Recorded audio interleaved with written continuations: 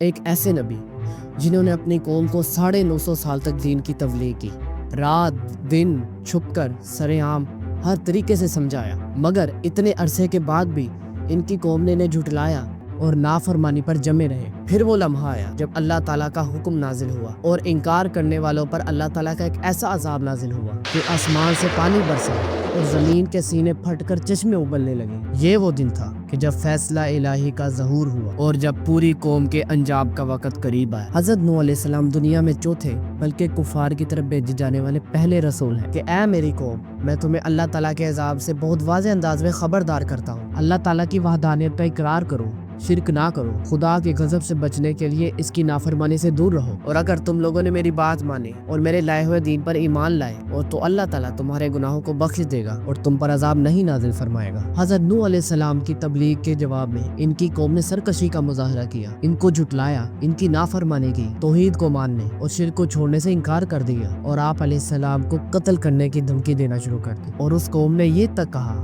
کہ اگر آپ ہمیں دین کی دعوت دینے سے باز نہ آئے تو ہم تمہیں پتھر مار مار کر قتل کر دیں گے۔ حضرت نوح علیہ السلام اپنی قوم کے سخت رویوں کے باوجود اللہ تعالیٰ کی طرف ایمان لانے اور عبادت الہی کی دعوت دیتے رہے۔ حضرت نوح علیہ السلام نے اپنی قوم تک اللہ تعالیٰ کا پیغام پہنچایا اور انہیں دین کی تبلیغ کی، لیکن انہوں نے بات نہ مانی اور صرف 80 لوگوں نے ایمان قبول کیا۔ جب آپ کو یہ یقین ہو گیا کہ اب اور کوئی ایمان قبول نہیں کرے گا تو آپ نے اللہ تعالیٰ کی بارگاہ میں مناجات کی۔ کفار پر عذاب کئی طریقوں سے آ سکتا تھا۔ اللہ تعالیٰ نے حضرت نوح علیہ السلام کو بتایا کہ کفار پر عذاب پانی کے ذریعے آئے گا اور پانی سے بچنے کا صرف راستہ کشتی بنانا ہے، تو اللہ تعالیٰ نے حضرت نوح علیہ السلام کو کشتی بنانے کا حکم دیا۔ حضرت نوح علیہ السلام نے اللہ تعالیٰ کے حکم سے سانچ کے درخت بوئے اور 20 سال میں یہ درخت تیار ہو گئے۔ اس دوران کوئی بچہ پیدا نہیں ہوا، اور جو بچے اس سے پہلے پیدا ہوئے تھے وہ سنبالے ہو گئے، اور حیرت کی بات یہ ہے کہ انہوں نے بھی حضرت نوح علیہ السلام کی تبلیغ کو قبول نہیں کیا۔ پھر حضرت نوح علیہ السلام کشتی بنانے میں مشغول ہو گئے۔ حضرت نوح علیہ السلام کشتی بناتے رہے اور ان کی قوم کے سرداران جب ان کے پاس سے گزرتے تو ان سے کہتے، اے نوح کیا کر رہے ہو؟ تو وہ کہتے، ایسا مکان بنا رہا ہوں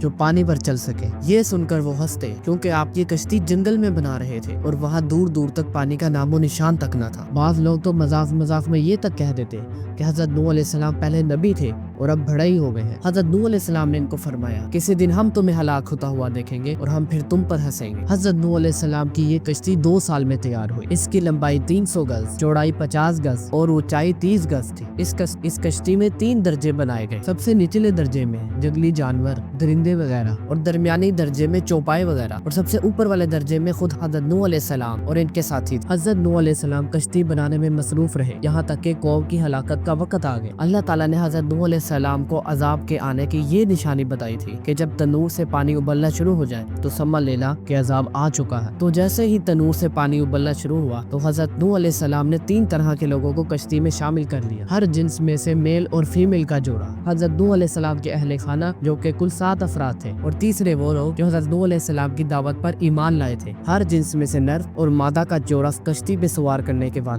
حضرت نوح علیہ السلام نے اہل ایمان سے فرمایا کہ تم کشتی پر یہ کہتے ہوئے سوار ہو جاؤ کہ اب کشتی کا چلنا اور رکنا اللہ ہی کے نام پر ہے، بے شک میرا رب بہت مہربان اور بخشنے والا ہے۔ جب حضرت نوح علیہ السلام کی قوم پر عذاب آیا تو ایسی زبردست بارش برسی کہ آسمان پھٹ پڑا، اور یہ بارش لگاتار 40 دن اور رات تک جاری رہی۔ اس دوران زمین سے قدرتی پانی نکلا اور زمین چشموں کی طرح ہو گئی، پانی پہاڑوں سے بھی اونچا ہو گیا یہاں تک کہ ہر چیز ڈوب گئی۔ حضرت نوح علیہ السلام کا ایک بیٹا کنعان تھا۔ آپ علیہ السلام نے اپنے بیٹے سے فرمایا، اے میرے بیٹے کشتی میں سوار ہو جاؤ، بے شک آج اللہ کے عذاب سے کوئی نہیں بچے گا۔ تو اس نے جواب دیا کہ میں پہاڑ پر چڑھ کر اپنے آپ کو بچا لوں گا۔ پھر حضرت نوح اور ان کے بیٹے کے درمیان ایک بہت اونچی پانی کی لہر اٹھی جو ان کے بیٹے کو ڈبا کر لے گئی۔ حضرت نوح علیہ السلام کی ایک بیوی واعلہ تھی جو کہ کافرہ تھی، اور وہ حضرت نوح علیہ السلام کے بارے میں اپنی قوم سے کہتی تھی کہ وہ مجنون ہے، اور یہ بھی اس طوفان میں غرق کر دی گئی۔ جب طوفان اپنی انتہا کو پہنچا اور حضرت نوح علیہ السلام کی قوم ہلاک ہو گئی تو اللہ تعالیٰ نے زمین کو حکم دیا کہ اے زمین پانی کو نگل جا، اور آسمان کو حکم دیا کہ اے آسمان